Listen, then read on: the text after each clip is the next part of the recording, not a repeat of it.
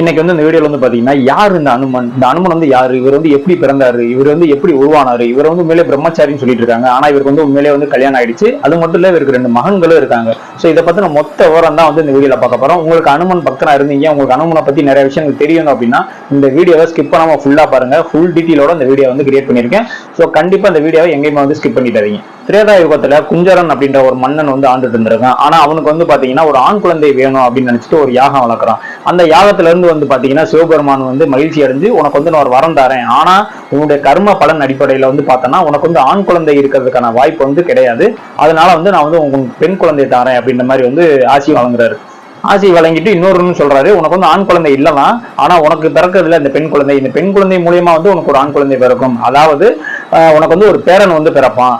So அதுதான் வந்து உங்களுடைய கர்ம பலன்படி இருக்கு. இந்த ஜென்மத்துல வந்து உனக்கு வந்து ஆண் வாரிசு கிடையாது, இந்த பெண் வாரிசு அப்படின்னு சொல்லி அருள் வாக்கு வழங்கிட்டு வந்து சிவபெருமான் போயிட்டாரு. சோ இந்த குஞ்சரம் மன்னனும் வந்து சரி ஓகே, நம்மளுக்கு வந்து குழந்தையே இல்லாம இருக்கிறதுக்கு ஒரு பெண் குழந்தைய கிடைச்சா சரிதான் அப்படின்னு சொல்லிட்டு அந்த பெண் குழந்தைய வந்து வளர்க்க ஆரம்பிக்கிறாரு. அந்த பெண் குழந்தையினுடைய பேரு தான் வந்து பாத்தீங்கன்னா அஞ்சனை. இந்த அஞ்சனைய சீரும் சிறப்புமா வந்து அந்த குஞ்சரன் மன்னன் வந்து வளர்த்துட்டு வந்துட்டு இருக்காரு. ஒரு காலகட்டத்துக்கு அப்புறம் வந்து அஞ்சனை வந்து கொஞ்சம் ஒரு வயது வந்தோடனே வந்து அவங்க வந்து காட்டுக்குள்ள போறாங்க அவங்களுடைய தோழிகளோட. ஸோ காட்டுக்குள்ள போகும்போது வந்து பாத்தீங்கன்னா அந்த இடத்துல வந்து ஒரு குரங்கு வடிவத்தில் இருக்கக்கூடிய ஒரு முனிவர் வந்து தவம் செஞ்சுட்டு இருக்காரு. அவரை சுத்தி வந்து பாத்தீங்கன்னா எறும்பு புத்துகள்லாம் வந்து கட்டியிருக்கு. ஸோ அந்த அளவுக்கு வந்து கொடூரமா உட்காந்து வந்து தவம் பண்ணிட்டு இருக்காரு. ஆனா இந்த அஞ்சனை வந்து என்ன பண்றாங்க அப்படின்னா, ஏதோ குரங்கு தான் வந்து உட்கார்ந்து இருக்கு அப்படின்ற மாதிரி நினைச்சுக்கிட்டு கீழே இருந்து பழங்கள் எல்லாம் தூக்கி அந்த தவம் பண்ணிட்டு இருக்க முனிவர் மேல வந்து எரிஞ்சிருக்காங்க. ஸோ இதன் மூலமா வந்து பாத்தீங்கன்னா அந்த முனிவர் வந்து ரொம்பவுமே வந்து ஆத்திரமாயிட்டாரு. ஆத்திரமாயி தன்னுடைய தவத்தை வந்து அந்த நிமிஷமே வந்து கலைச்சிட்டு அந்த அஞ்சனைட்ட வந்து கேள்வி கேட்கிறாரு, நீ ஏன் வந்து என் மேல வந்து பழத்தை கொண்டு எரிஞ்ச அப்படின்னோடனே அஞ்சனை சொல்றாங்க, இல்ல உங்களை பார்க்கும்போது வந்து ஏதோ குரங்கு தான் உட்கார்ந்து இருக்குன்னு நினைச்சிட்டு நான் வந்து பழத்தை வந்து தூக்கி எரிஞ்சிட்டேன் அப்படின்னு சொன்னோடனே வந்து இந்த பதில் வந்து ரொம்பவுமே வந்து அந்த முனிவர் வந்து கோவப்படுத்திடுச்சு. கோவப்படுத்தி வந்து அந்த அஞ்சனைக்கு வந்து ஒரு சாபமும் வந்து வழங்குறாரு. என்ன சாபம் வழங்குறாரு அப்படின்னு வந்து பாத்தீங்கன்னா, நீ என்னைக்கு வந்து ஒரு ஆள் மேல வந்து காதல் வயப்படுறியோ அன்னைக்கு வந்து உன்னுடைய உருவம் வந்து ஒரு குரங்கு உருவமா வந்து மாறிடும் அப்படின்ற மாதிரியான ஒரு சாபத்தை வந்து அஞ்சனைக்கு வந்து வழங்கிடுறாரு. அப்பதான் வந்து அஞ்சனை வந்து தன்னுடைய தவறை வந்து உணர்றாங்க. உணர்ந்து வந்து அந்த முனிவர்கிட்ட வந்து மன்னிப்பு கேட்கறாங்க. இல்ல நான் செஞ்சது வந்து தவறு தான், உங்களை வந்து தவறா குரங்கு நினைச்சு நான் வந்து பழத்தை தூக்கி எரிஞ்சுட்டு என்னை மன்னிச்சிடுங்க. அது மட்டும் இல்லாம நீங்க வந்து சாபம் வழங்கிட்டீங்க, அந்த சாபத்துக்கு விமோச்சனம் வந்து எனக்கு கொடுங்க அப்படின்னு சொல்லி கையெடுத்து கும்பிடுறாங்க. உடனே வந்து அந்த முனிவரும் வந்து அவங்களுக்கு வந்து சாப விமோச்சனம் சொல்றாரு. என்ன சொல்றாரு அப்படின்னு பாத்தீங்கன்னா, உனக்கு வந்து கல்யாணம் நடக்கும், கணவன் வந்து உன் மேல வந்து ரொம்ப பாசமா இருப்பான். அது மட்டும் இல்ல, உனக்கு பிறக்கக்கூடிய மகன் வந்து பாத்தீங்கன்னா ஈசனுடைய சொரூபமாவே வந்து உனக்கு வந்து மகன் பிறப்பான். அந்த குழந்தை எப்ப பிறகுதோ அந்த பிறந்த அடுத்த நொடியே வந்து உனக்கு வந்து சாபம் வந்து போயிடும், நீ வந்து இயல்பான நிலைக்கு வந்து மாறிடுவ அப்படின்ற மாதிரியான ஒரு சாப விமோச்சனமும் வந்து கொடுத்துடுறாரு அந்த முனிவர். அதற்கப்புறம் கொஞ்சம் காலகட்டத்துக்கு அப்புறம் வந்து பாத்தீங்கன்னா கேசரி அப்படின்ற ஒரு வானர தலைவன், அதாவது அனுமன் மாதிரியே தான் இருப்பாரு. அவரும் வந்து மனித உடம்பு, அந்த குரங்கு தலை கொண்டு அந்த கேசரின்றவர் வந்து அந்த உருவத்துலதான் இருப்பாரு. சோ அவரு மேல வந்து பாத்தீங்கன்னா அந்த அஞ்சனைக்கு வந்து காதல் வந்து ஏற்படுது. இந்த கேசரின்றவருக்கு என்ன மிகப்பெரிய பலம் அப்படின்னு வந்து பாத்தீங்கன்னா, அவர் எந்த நேரத்திலையும் எங்க வேணா பறந்து போவாரு, எந்த உருவம் மாதிரியும் உடனே வந்து மாறிடுவாரு. இதுதான் வந்து அவருக்கு வந்து மிகப்பெரிய பலம். அது மட்டும் இல்லாம இவங்க 2 பேருக்குமே வந்து காதல் ஆகுது. இந்த காதல் வந்து திருமணம் ஆகுது. ஆனா இவங்களுக்கு இடையில வந்து பாத்தீங்கன்னா அந்த குழந்தை மட்டும் இல்ல. சோ இதனால வந்து ரொம்பவுமே வந்து அந்த கேசரியும் அஞ்சனையும் வந்து வருத்தப்படுறாங்க. அந்த நேரத்துல வந்து பாத்தீங்கன்னா தர்ம தாய் வந்து குறத்தி வேடத்துல வந்து, நீ வந்து திருவேங்கட மலையில போய் நீ சிவனை நோக்கி தவம் இருந்த அப்படின்னா கண்டிப்பா வந்து உனக்கு குழந்தை வரம் கிடைக்கும் அப்படின்ற மாதிரியான ஒரு வாக்கை வந்து சொல்லிட்டு அந்த இடத்துல இருந்து மறைஞ்சிடறாங்க. உடனே வந்து அஞ்சனை வந்து அந்த திருவேங்கட மலைக்கு வந்து போய் சிவனை நோக்கி எந்த உணவு ஆகாரம் எதுவுமே இல்லாம வெறும் காத்தை மட்டுமே வந்து சுவாசிச்சுக்கிட்டு அந்த ஒரு தவத்தை வந்து மேற்கொள்றாங்க. தவம்னா எந்த மாதிரி தவம், ரொம்பவே கடுமையான தவம். சிவனை வந்து நினைச்சிட்டு வெறும் வாயு இருக்குல்ல, அந்த வாயு காத்து அதை மட்டுமே வந்து உட்கொண்டு அந்த மாதிரியான ஒரு பயங்கரமான தவம் வந்து இந்த சைடு வந்து அஞ்சனை வந்து பண்ணிட்டு இருக்காங்க. எதுக்கு பண்றாங்க அப்படின்னா, எனக்கு வந்து ஒரு குழந்தை வேணும் அப்படின்றதுக்காக வந்து தவம் பண்ணிட்டு இருக்காங்க. அப்படியே நீங்க அந்த சைடு ராமாயணத்துல பாத்தீங்க அப்படின்னா தசரதன் வந்து பாத்தீங்கன்னா அவருக்குமே வந்து குழந்தை கிடையாது. அவருமே வந்து ஒரு மிகப்பெரிய வந்து ஒரு யாகம் வந்து நடத்துறாரு. அந்த யாகத்துல வந்து அக்னி பகவான் வந்து மனம் வந்து அந்த அக்னியில இருந்து வந்து ஒரு இனிப்பு வந்து வழங்குறாரு. அந்த இனிப்பை வந்து தன்னுடைய 3 மனைவிகளுக்குமே வந்து தசரதன் கொடுக்குறாரு. அதுக்கு அந்த இனிப்புல வந்து குடிச்சோடனே வந்து ராமன், லட்சுமணன், பரதன், சத்ருகனன்ற 4 பசங்க வந்து தசரதனுக்கு வந்து பிறக்கிறாங்க. சோ அந்த சமயம் வந்து பாத்தீங்கன்னா ஒரு பருந்து வந்து அவங்க குடிச்ச அந்த இனிப்பு இருக்குல்ல, சோ அது வந்து கீழே சிந்துது. அந்த இனிப்பை வந்து எடுத்து கொண்டு போய் அந்த அஞ்சனை அவர்கள் வந்து எந்த இடத்துல வந்து சிவனை நினைச்சு வெறும் வாயுவை மட்டும் உட்கொண்டு வந்து தவம் செஞ்சுட்டு இருக்காங்களோ அந்த இடத்துல வந்து அந்த இனிப்பை வந்து கொண்டு வந்து போடுது. சோ அப்போதைக்கு வந்து சிவபெருமான் வந்து அந்த வாயு தேவனுக்கு என்ன கட்டளை இடுறாரு அப்படின்னு வந்து பாத்தீங்கன்னா, இந்த இனிப்பை கொண்டு போய் நீ வந்து அஞ்சனாய் தேவிக்கு வந்து கையில கொடு அப்படின்ற மாதிரி வந்து ஒரு கட்டளையும் இடுறாரு. அதே மாதிரி வாயு பகவான் வந்து அந்த இனிப்பை கொண்டு போய் அஞ்சனை கையில கொடுக்குறாங்க. அஞ்சனை வந்து அதை உட்கொண்ட அடுத்த நிமிஷமே வந்து பாத்தீங்கன்னா உங்களுக்கு வந்து ஒரு ஆண்மகன் பிறக்கிறாங்க. அந்த ஆண்மகன் யாரு அப்படின்னு பாத்தீங்கன்னா அவர் தான் வந்து அனுமன். ஸோ அவர் என்னைக்கு பிறந்தாரு அப்படின்னு வந்து பாத்தீங்கன்னா மார்கழி மாசம் அமாவாசை அன்னைக்கு தான் வந்து அவர் வந்து பிறந்தது. எப்பவுமே வந்து மார்கழி மாசம் அமாவாசை அன்னைக்கு வந்து அனுமன் ஜெயந்தி வந்து இன்னுமே வந்து நம்ம எல்லா ஊர்கள்லயுமே வந்து கொண்டாடப்பட்டு தான் வருது. ஸோ இதுதான் வந்து அனுமன் வந்து உருவான அந்த ஸ்டோரி வந்து இதுதான். அது மட்டும் இல்லாம அந்த ராமாயண காலகட்டத்துல வந்து பாத்தீங்கன்னா விஷ்ணு வந்து ராமரா வந்து அவதரிக்க போறாரு, லட்சுமி வந்து சீதாதேவியா வந்து அவதரிக்க போறாங்க, ஆதிசேஷன் வந்து பாத்தீங்கன்னா லட்சுமணனா வந்து அவதரிக்க போறாங்க. சோ இந்த காலகட்டத்துல என்னுடைய பங்கு இருக்கணும்னு நினைச்ச சிவன் வந்து என்ன பண்றாரு அப்படின்னா அதற்காக தான் வந்து அனுமனா வந்து அவர் வந்து உருமாறினாரு அப்படின்ற மாதிரியான சில புராண கதைகளும் வந்து சொல்லப்பட்டு தான் இருக்கு.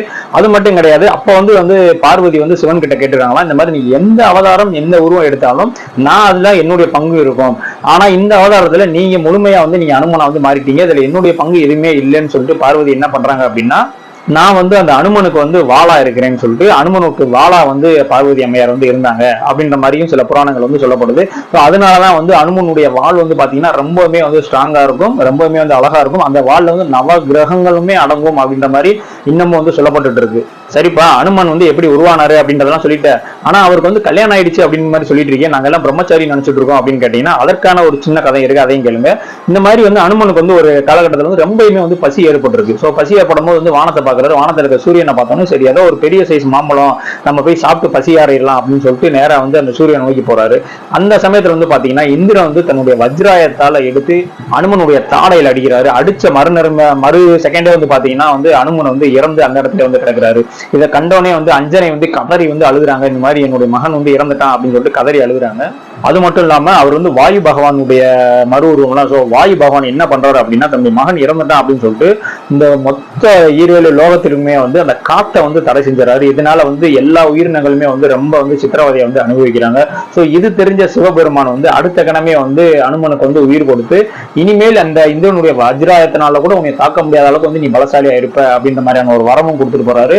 அது மட்டும் இல்ல அக்னி பகவானும் என்னுடைய அக்னினால வந்து உனக்கு எந்த தொந்தரவும் இருக்காது, அதே மாதிரி வருண பகவான் வந்து என்னுடைய அந்த நீர் தன்மையால வந்து உனக்கு வந்து எந்த வித தொந்தரவும் இருக்காதுன்னு சொல்லிட்டு எல்லாருமே வந்து அவங்களுக்கான அந்த வரத்தை வந்து அனுமனுக்கு வந்து கொடுத்துருக்காங்க.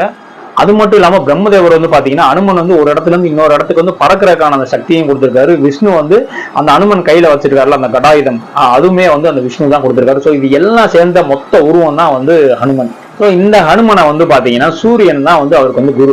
ஸோ சூரியன் வந்து தன்னுடைய சிஷியரா வந்து அனுமனை ஏற்றுக்கிட்டு தன்னுடைய தெரிஞ்ச எல்லா வித்தைகள் 64 கலைகளையுமே வந்து இந்த அனுமனுக்கு சொல்லி தரணும் அப்படின்ற மாதிரியான ஒரு முயற்சியில வந்து ஈடுபடுறாரு. ஆனா ஒரு சில காரணங்களால வந்து அந்த ஒரு சில கலைகளை வந்து அவரால் சொல்லித்தர முடியல. ஏன் அப்படின்னு பாத்தீங்கன்னா அனுமன் வந்து பிரம்மச்சரியமா இருக்காரு.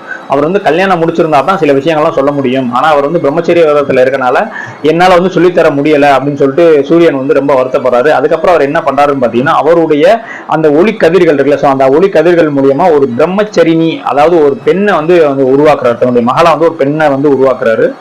அவருடைய பேர் என்னன்னு பாத்தீங்கன்னா சுபக்சலை. சோ இவ வந்து நீ வந்து திருமணம் பண்ணிக்கோ, திருமணம் பண்ணா மட்டும்தான் வந்து நான் அந்த ஆயக்கலை 64 சில கலையெல்லாம் சொல்லி தரணும்ல, சோ அதெல்லாம் வந்து சொல்லித்தர முடியும் அப்படின்ற மாதிரி வந்து அனுமன்ட்ட சொல்றாரு. உடனே வந்து அனுமன் என்ன சொல்றாரு அப்படின்னா இல்ல நான் வந்து பிரம்மச்சரிய விரதத்துல இருக்கேன், என்னால வந்து கல்யாணம் பண்ண முடியாது அப்படின்ற மாதிரி அனுமன் சொல்றாரு. சோ அந்த சமயத்துல வந்து சூரியன் என்ன சொல்றாரு அப்படின்னு பாத்தீங்கன்னா இவளுமே வந்து பாத்தீங்கன்னா என்னுடைய ஒளிக்கதிர்களால உருவானதா, இவளுமே வந்து பிரம்மச்சரிணி தான். சோ இவளை நீ கல்யாணம் பண்ணிக்கிறதுனால உன்னுடைய பிரம்மச்சரிய விரதம் வந்து எப்பயுமே வந்து முடிவடையாது அப்படின்னு சொல்லிட்டு இது வந்து ஒரு குருவுக்கு நீ சிஷியனா கொடுக்கக்கூடிய ஒரு குரு ரச்சனையா வந்து நான் வந்து நினைச்சுக்கிறேன் அப்படின்ற மாதிரியும் கேட்டோடனே வந்து அனுமன் வந்து அந்த சுபக்சலையை வந்து திருமணம் செஞ்சுக்கிறாரு. ஸோ நம்ம வந்து அனுமனுக்கு வந்து திருமணம் ஆகலைன்னு நினைச்சிட்டு இருப்போம். ஸோ அனுமன் வந்து அந்த சூரிய கதிர்களால உருவான அந்த சுபக்சலையை வந்து அனுமன் வந்து திருமணம் செஞ்சிருக்காரு. சரிப்பா, இப்ப அனுமன் வந்து எப்படி உருவானாருன்னு சொல்லிட்டு அனுமனுக்கு வந்து கல்யாணம் ஆச்சு அப்படின்ற மாதிரியும் சொல்லிட்டு, ஆனா அனுமனுக்கு வந்து 2 பசங்க இருக்காங்கன்னு சொல்றியா, அது எப்படி அப்படின்னு கேட்டீங்கன்னா அனுமன் வந்து பாத்தீங்கன்னா சீதா தேவியை வந்து காப்பாற்ற போகும்போது அவருடைய வாள்ல வந்து தீ வச்சிருவாங்க. ஸோ அதன் மூலியமா வந்து அவர் வந்து மொத்த அந்த லங்காபுரியவே வந்து தீ வச்சு இரையாக்கிட்டு கடைசியில வந்து கடல்ல போய் வந்து வால்ல இருக்கிற தண்ணியை வந்து அணைப்பாரு. ஸோ அந்த மாதிரி கடல்ல போய் அந்த தண்ணியை அணைக்கும் போது பாத்தீங்கன்னா கடல்ல இருக்கக்கூடிய அந்த முதலை மேல வந்து இவருடைய வேர்வை துளி வந்து விழுகுது. ஆனா அது உண்மையிலேயே முதலையா அப்படின்னு வந்து பாத்தீங்கன்னா அது முதலை கிடையாது, ஒரு கன்னிகை தான் வந்து சாபம் பெற்று அந்த வந்து முதலை இறந்திருக்காங்க. இவருடைய வேர்வை துளிகள் வந்து அந்த முதலை மேல பட்டோன்னே உடனே வந்து அவங்களுடைய சாபமும் நீங்கி அந்த வேர்வை துளியின் மூலமா வந்து அவங்க வந்து கர்ப்பம் அடைஞ்சு அவங்களுக்கு ஒரு பசங்க இருக்காங்க அப்படின்ற மாதிரி வந்து புராணங்கள்ல வந்து சொல்லப்படுது.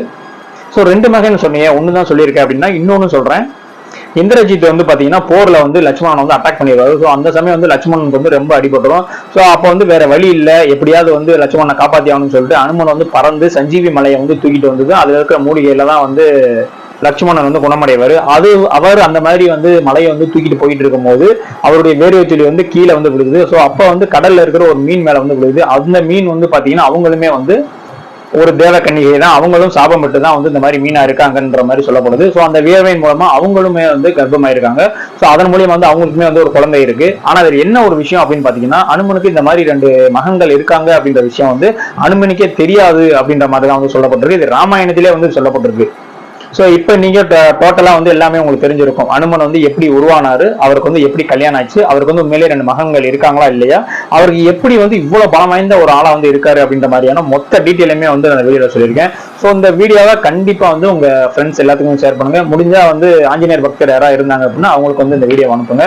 ஸோ இதே மாதிரியான வேற ஏதாவது பத்தி உங்களுக்கு வந்து ஒரு புக்ஸை பத்தி சொல்லணும், இல்ல ஏதாவது சிறுகதையை சொல்லணும், இல்ல ஏதாவது ஒரு சாமியை பத்தி சொல்லணும், ஏதாவது ஒரு டாபிக்கை பத்தி ஃபுல்லா வீடியோ வேணும் அப்படின்னா கண்டிப்பா வந்து எங்க கமெண்ட்ஸ்ல சொல்லுங்க. இல்ல மெயில் இருக்கு, மெயிலையும் பண்ணுங்க.